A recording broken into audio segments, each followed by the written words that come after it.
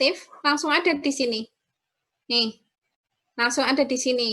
Resume and cover letter. Nah, di sini udah ada nih. Tuh, desainnya ada banyak. Kelihatan ya? Mau yang biasa aja, mau yang bulat-bulat ini, mau yang ada fotonya. Nah, ini udah banyak nih pilihannya. Jadi nggak perlu desain sendiri. Kalau memang kebingungan atau takut atau cemas kalau desainnya itu kurang formal atau gimana. Nah, ini desain-desain yang sudah ada ini bisa dimanfaatkan gitu. Ini udah otomatis gitu. Oke ya. Saya lanjut lagi. Share screen ke yang pertanyaan tadi. Banyak ya ternyata pertanyaannya.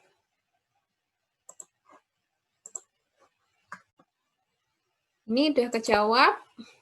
Kalau memang pengalaman di bidang tertentu pengalamannya banyak, dan kalau ditulis semua justru jadi lebih dari 2 halaman. Bagaimana? Tulis yang paling relevan, yang paling berharga buat hidup kita atau buat pekerjaan kita. Jangan ditulis semua, yang baca juga capek. Gitu. Jadi tulis yang paling relevan aja. Sudah, apakah kita harus menyiapkan CV yang berbeda setiap kita melamar untuk menyesuaikan profil kita? Ini tadi udah kejawab ya? Jawabannya iya. Apakah harus melampirkan sertifikat? Kalau ada dan sertifikatnya berkaitan dengan jabatan yang dilamar atau beasiswa yang akan dilamar, yaitu cantumkan. Kalau nggak relevan, nggak usah. Apakah tidak apa-apa kalau setelah interview lalu kita ketika hendak pulang yang mewawancarai kita memberikan uang untuk transport? Takutnya itu kan tidak lazim atau ada niat lain yang terselubung. Ini pernah ikut wawancara terus dikasih uang gitu apa ya? Kalau memang yang memberikan uang itu yang mewawancarai, itu tidak lazim dan tidak wajar. Gitu. Nah, ketika mau menerima, silahkan ditanyakan dulu, ini uang apa? Gitu. Tanyakan dulu, nggak apa-apa. Mohon maaf Ibu, saya di sini niatnya adalah mengikuti wawancara. Dari perusahaan tidak ada informasi bahwa saya akan menerima uang transport. Nah, uang yang saya terima ini uang apa? Misalnya begitu. Tanyakan aja nggak apa-apa. Gitu. Ini kok di sini kok banyak takut dan cemas ya? Jangan-jangan terjadi sesuatu ini. Tadi cemas, sekarang takut, nanti takut lagi. Mau tanya Mbak, kisi-kisi soal untuk dimensi psikologi itu seperti apa ya Mbak? Itu di blog saya ada. Dimensi psikologi itu apa? Maksudnya apa ya? Ini yang bertanya boleh di unmute biar saya tahu maksudnya seperti apa. Soalnya nggak ketahuan nih kalau di sini yang tanya siapa. Ada? Nanya. Bisa raise teman-teman atau langsung unmute? Kisi-kisi soal untuk dimensi psikologi ya semuanya akan hampir mirip dan sama. Ya pasti ada kecerdasan, ada kepribadian, ada sikap kerja. Paling-paling kan itu dan semuanya itu dibutuhkan. Jadi ketika salah satu gagal, ya kalau salah satunya memang tidak berhasil, ya tidak sesuai dengan kualifikasi, ya biasanya tidak akan diterima.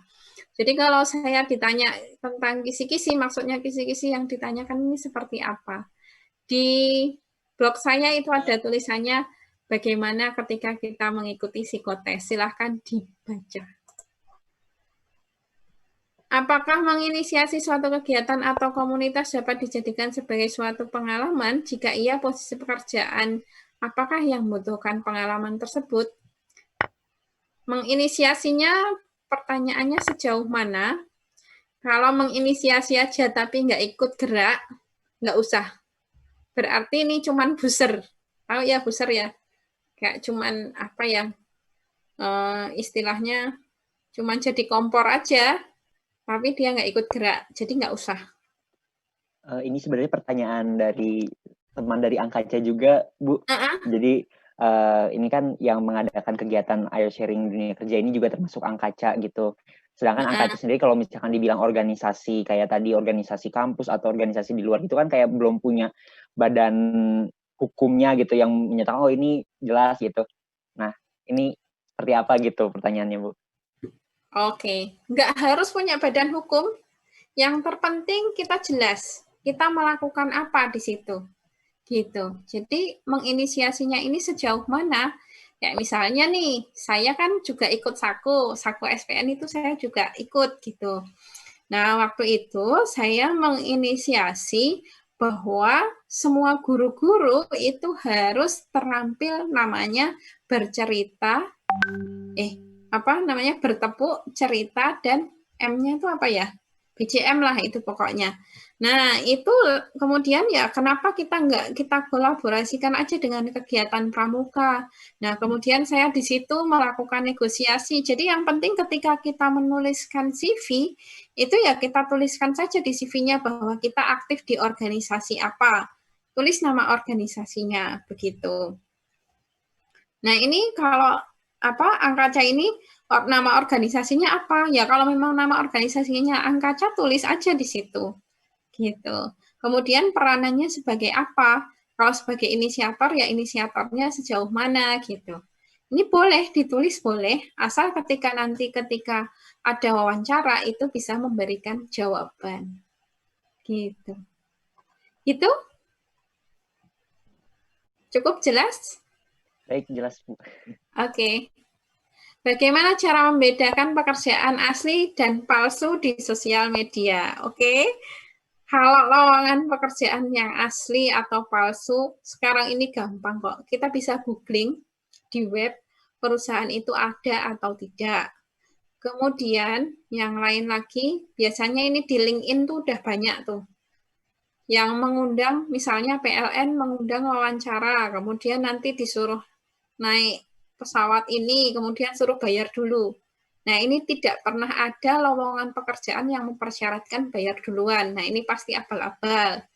Kemudian, kalau mau ngecek keaslian lowongan, ini juga kita perlu berjejaring dengan teman-teman sesama pencari kerja, sehingga kita bisa sama-sama mengkonfirmasi.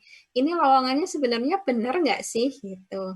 Nah, ini juga bisa kita jadikan sebagai cara untuk mengenali bahwa lowongan pekerjaan itu asli atau palsu.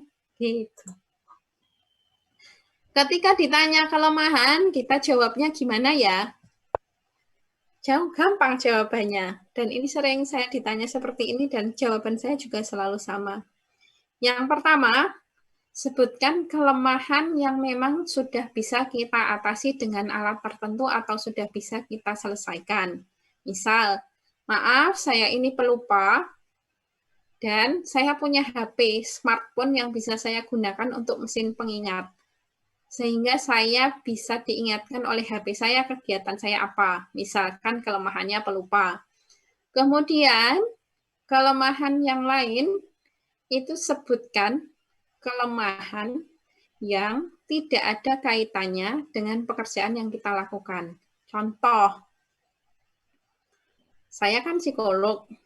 Saya itu kalau pergi kemana-mana, saya pakai angkutan itu biasanya sudah dijemput. Kalaupun ada event di luar kota, biasanya saya juga sudah dijemput sama driver.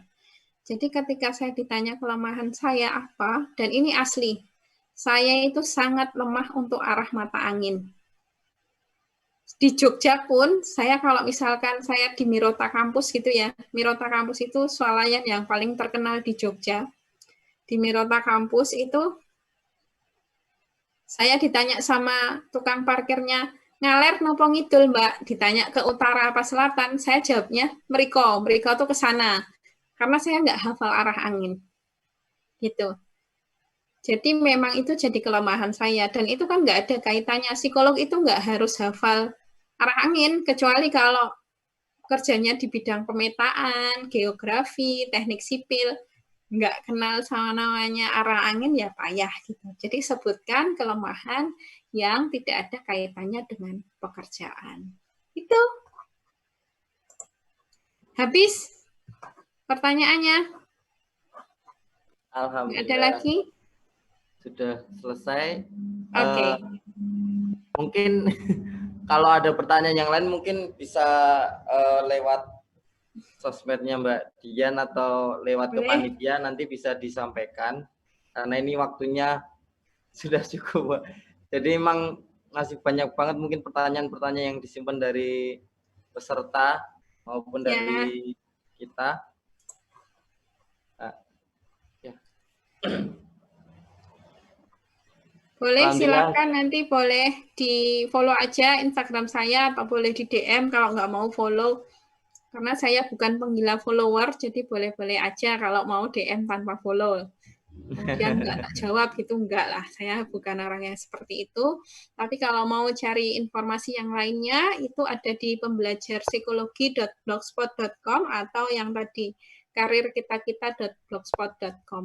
Boleh dibuka di situ. Gitu. Ada pertanyaan yang di Zoom dan belum saya jawab? Atau pertanyaan? Insya Allah sudah dipindah ke Menti semua tadi. Oke. Ya. Ya enak kan kalau gitu kan, saya juga enak.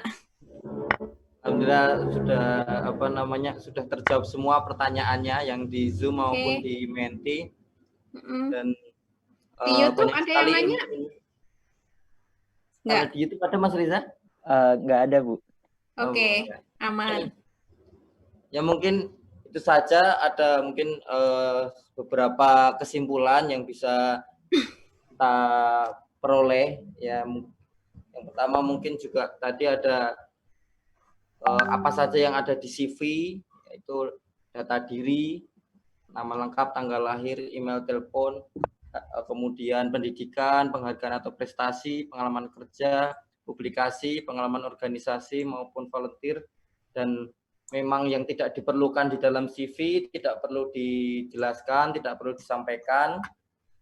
Kemudian juga tadi termasuk pengalaman-pengalaman organisasi itu sangat diperlukan di dalam dunia kerja, sehingga itu juga menjadi daya tarik sendiri ketika melamar pekerjaan.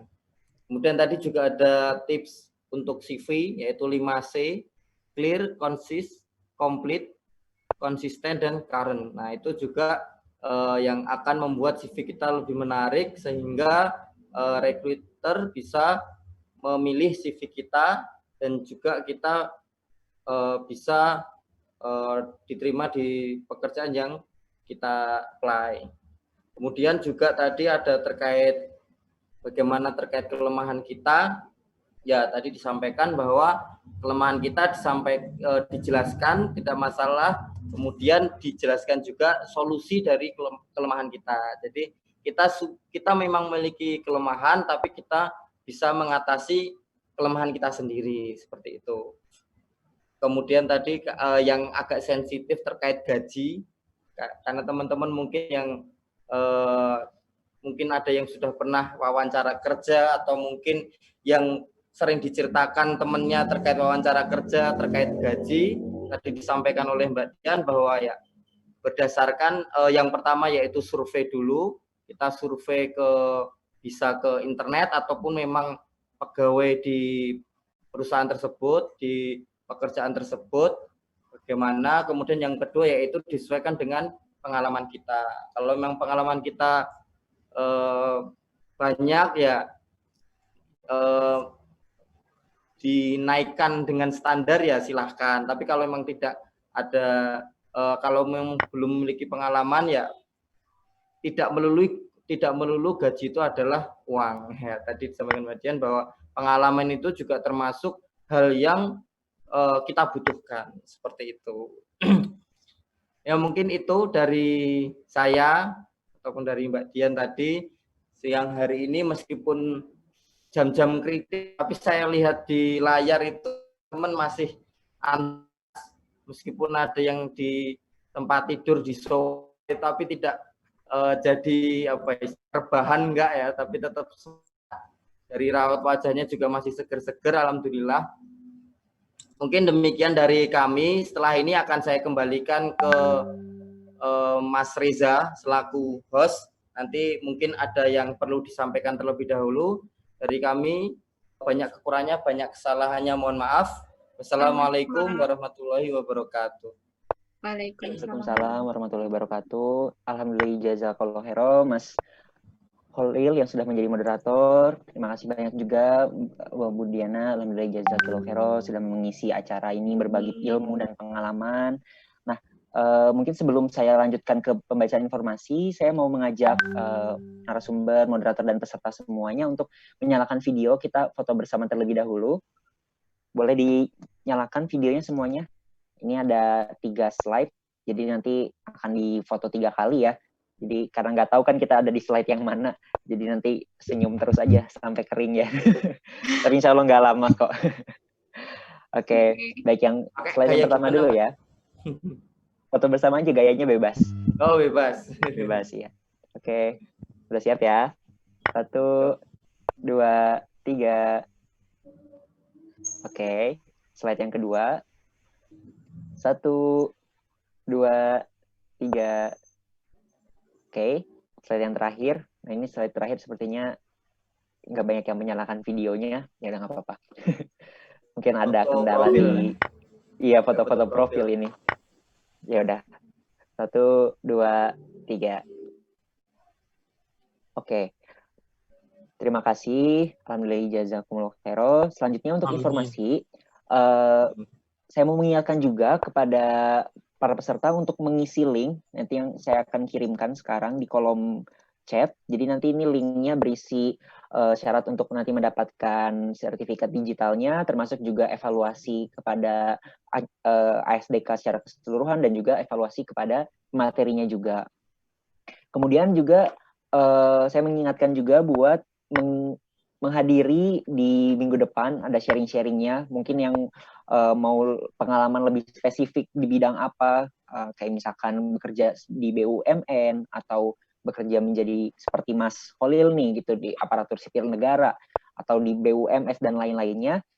Nah, informasi-informasi itu mungkin yang belum follow bisa di-follow @angkaca, angkaca A-nya ada 2. Nah, itu nanti ada informasi-informasi tersebut. Gitu. Terima kasih juga kepada Seven yang telah memeriahkan untuk memberikan door prize-nya ya tadi. Mungkin kalau misalkan nanti di acara selanjutnya semakin antusias lagi, mungkin dipelajari juga fitur-fitur raise hand dan juga hardware-nya seperti mikrofonnya diperiksa sebelum mulai acara biar nanti nggak ada kendala teknis lagi dalam menjawab pertanyaan. Baik, terima kasih banyak atas partisipasinya. Sampai berjumpa lagi di rangkaian ASDK selanjutnya.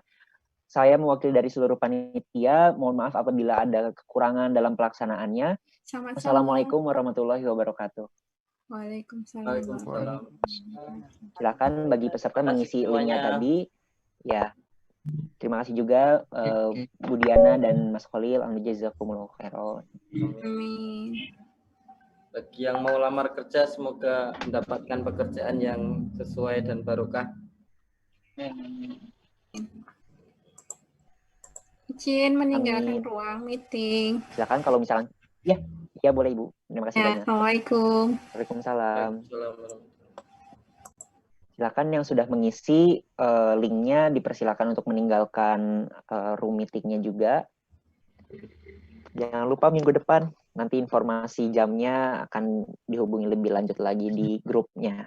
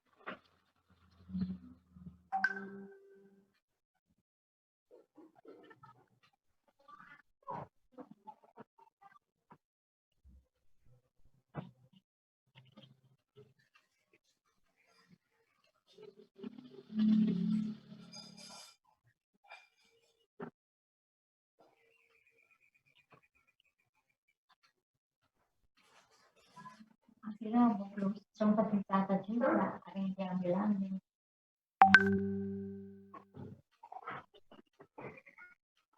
Saya dulu. Oh, kirain langsung. Matiin aja, matiin. Ya itu kirain langsung, bukan.